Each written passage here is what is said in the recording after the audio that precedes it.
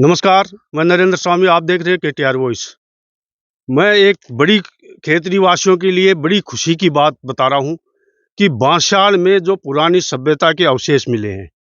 पहले सुनारी में, तोंदा रामपुरा में भी मिले थे, लेकिन वर्तमान में जो बांसशाल में मिले हैं पुरानी सभ्यता के अवशेष, वो किस सभ्यता के हैं और कहाँ के हैं, वो यहाँ के जो पुरातत्व वाले वो भी यहाँ के शोध कर रहे हैं, जो साइंटिस्ट भी आए हुए हैं।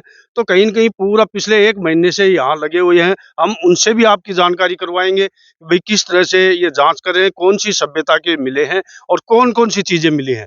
तो वो सारी चीज़ें हम दिखाएँगे। सबसे पहले तो मैं आपको बता दूँ, ये पूरी जो निकले हैं वो पूरा दृश्य दिखाएँ पहले तो, उसके बाद हम उनसे मिलवाएँगे, साइंटिस्ट से भी, गाँव वालों से भी, सरपंच भी यहाँ मौजूद है, सबसे मिलाएँगे। सबसे पहले तो मैं बताऊँगा कि ये दिखाएँ, देखो पुरानी सभ्यता के ये अवशेष यहाँ पर इकट्ठे कर रखे हैं। यहाँ से करके इनका सैंपल करके और फिर ये जाँच करेंगे कि कौन-सी सभ्यता की जो प्रथम जानकारी मिली है, वो उसके हिसाब से बताया जा रहा है कि ये गणेश्वर की सभ्यता है। जो पुराने मोहनजोदड़ो, ये कालीबंगा वो जो सभ्यता थी, लेकिन जो शोध करके ये बता रहे हैं, तो वो ये बता रहे हैं कि ये गणेश्वर सभ्यता है जो सुनारी में मिली थी, उस हिसाब से है। देखिए, ये परात, फावड़े, ये सारी चीज़ें जो लगातार पिछले 1 महीने से ये लगातार कार्य कर रहे थे। पूरी मिट्टी को छाना है, मिट्टी को छान करके और पूरा ये इकट्ठा किया है, पूरे सैंपलिंग की है। अब जो गाँव वाले भी यहाँ पर आ रहे हैं, सरपंच जी भी यहाँ पर मौके पर मौजूद हैं। ये भी दिखाऊँगा, देखो कितना इन्होंने सराउंडेड करके रस्सियों से बाँधा हुआ है, किस तरह की ये जाँच कर रहे हैं। ये तो इनको ही जानकारी है, क्योंकि ये साइंस का हिस्सा है, भई किस तरह से ये जाँच कर रहे हैं, शोध कर रहे हैं। तो पूरे सबसे पहले तो हम उनसे जो शोध कर रहे हैं, साइंटिस्ट हैं, उनसे ही आपकी पहले जानकारी करवाते हैं कि ये किस तरह से ये सभ्यता के अवशेष मिले हैं और कैसे जाँच हो रही है। मैडम, पहले तो केटीआर वॉइस में आपका बहुत-बहुत स्वागत है।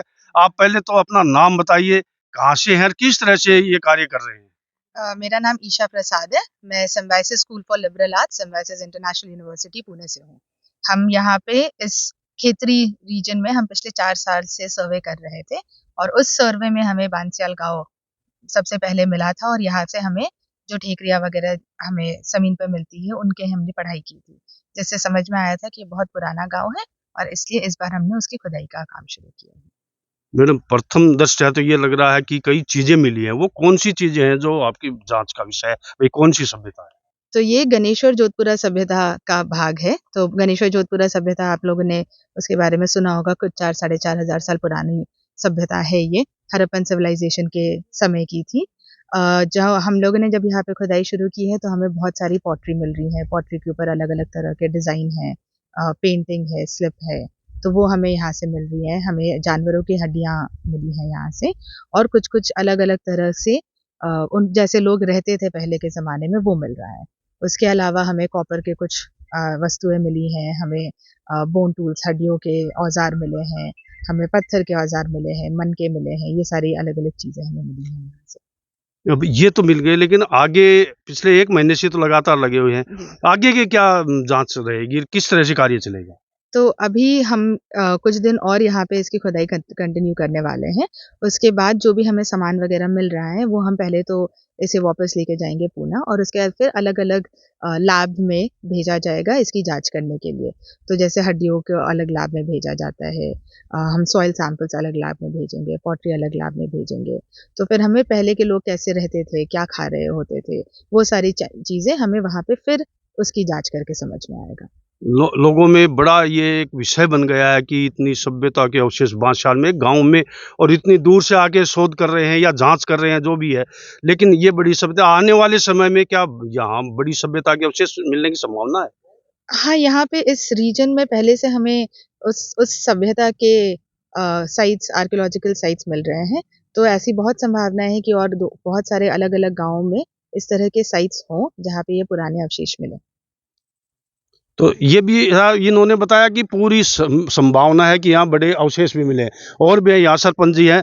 सबसे पहले सरपंच जी, दिल बाग-बाग हो गो तारो तो। बहुत जी, बड़ी बहुत बड़ी खुशी की बात है।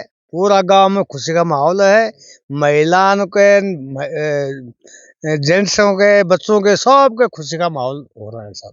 तारो कार्यकाल ये तो नु मान ले कि 4 चांद लाख होता रहा। बहुत बहुत चार चांद लगे साहब, हम तो राजी हैं। और हमारा विधायक जी हमारा पूरा राजस्थान में गांव का नाम रोशन करना चाह रहा है। तो आज देख लो ये बड़ा बड़ा बड़ा साइंटिस्ट एक महीना से लगातार तारा गांव में आके काम कर रहे हैं। हमारी पंचायत का नाम रोशन कर दिया विधायक जी ने, साइंटिस्ट वालों ने, तो बहुत बड़ी खुशी की बात है साहब। देखिए और भी है यहाँ के, ये भी है यहाँ के। सर पहले तो अपना नाम बताइए और फिर गांव की पहचान बताइए, और पहचान के बाद में ये और पहचान जुड़ गई इसके बारे में बताइए। मेरा नाम महेश कुमार है, गांव बांसवाल से। मेरे गांव के अंदर ये लगभग 1-1.5 महीने से ये टीम लगी हुई है खुदाई के लिए। यहाँ तो ठेकरियाँ निकल रही हैं, पुरानी हड्डियाँ निकल रही हैं, कुछ औजार निकल रहे हैं और कुछ मटके भी निकल रहे हैं इधर। तो 1-1.5 महीने से टीम लगी हुई है। तो हमारा गाँव वैसे बहुत पुराना गाँव बसा हुआ है और इसके अंदर जो अवशेष जो मिले गाँव के लिए बहुत गौरव की बात है। गांव की और भी विशेष, ये तो अब 4 साल न गए, अब और भी संभावना बन रही है कि अगर इनका जांच में जो संभावना बन गई भाई यहाँ अवशेष हैं, पुरानी सभ्यता के अवशेष हैं, तो बहुत बड़ी ये हो जाएगा। ये भी एक पर्यटक स्थल के रूप में माना जाता है। इसके अलावा और क्या है सुभाष यार? बांसवाल गांव पहले से ही वैसे कि वन कंजर्वेशन विभाग में जैसे जोड़ के इसको बड़ा वन कंजर्वेशन बांसवाल के नाम से पहले ही रिजर्व रखा गया। और वर्तमान में भी ये जो गांव के के अंदर जो अवशेष जो मिले हैं सब, उसके अंदर भी गांव का नाम बहुत गौरव होगा, ऊंचा होगा। और ये जो काम इसके अंदर पहले से भी, और जितना विकास होगा गांव के गांव का नाम ही ऊंचा होगा इसमें। तो कहीं न कहीं ये आज बांसवाल का गांव का नाम ऊंचा हो गया, क्योंकि ये सभ्यता अगर आगे आगे बढ़ेगी, ये पूरी जांच चलेगी और खुदाई होगी। क्योंकि जैसा इन्होंने बताया कि हम 1 महीने से यहाँ पर खुदाई कर रहे हैं, और भी यहाँ पर जब तक संभावना बनेगी, जब तक रहेंगे, फिर लैब में जाएंगी ये सारी जांचें, वहाँ जांच होकर के पूरे इनको खंगाला जाएगा भाई किस चीज़ की सभ्यता है, कौन सी सभ्यता है। उसके बाद बड़े स्तर पर भी यहाँ खुदाई हो सकती है, जो पुरानी सभ्यता के भी अवशेष मिल सकते हैं। वो कौन सी होगी? प्रथम दृष्टया संभावना बताई जा रही है कि ये गणेश्वर सभ्यता है, क्योंकि यही सभ्यता सुनारी में मिली थी। इससे पहले तोंदा रामपुरा में भी कुछ बर्तन मिले थे। तो कहीं न कहीं ये क्षेत्र जो है वो पुरानी सभ्यता के अवशेष है, और यहाँ पुरानी सभ्यता दबी हुई हो सकती है। उपखंड क्षेत्र खेतड़ी के ग्राम बांसवाल तोंदा रामपुरा के आसपास में पुरातत्व विभाग को खुदाई के दौरान जो अवशेष मिले हैं वो हमारी खेतड़ी की बहुत पुरानी सभ्यता से एक जुड़ाव का प्रतीक है। और मैं समझता हूँ कि ये क्षेत्र के लिए बहुत बड़े गौरव की बात है कि हम इतनी पुरानी सभ्यता से जुड़े हुए हैं। और ये गौरव मिलने के बाद में हमारा खेतड़ी का क्षेत्र निश्चित रूप से राष्ट्रीय स्तर पर, अंतर्राष्ट्रीय स्तर पर गौरव प्राप्त करेगा। मैं राज्य सरकार से भी पत्र लिख के मांग करूंगा कि इसकी विस्तृत जानकारी जुटाई जाए, कौन सी ईस्वी की सभ्यता हमारे यहाँ से जुड़ाव रखती है, और इसकी गहन और खुदाई की जाए, उसमें और अवशेष मिलने की भी बहुत प्रबल संभावना है। मैं पुनः एक बार खेतड़ी के इस पुराने जुड़ाव के लिए पूरे खेतड़ी वासियों को बहुत बहुत धन्यवाद देना चाहता हूँ।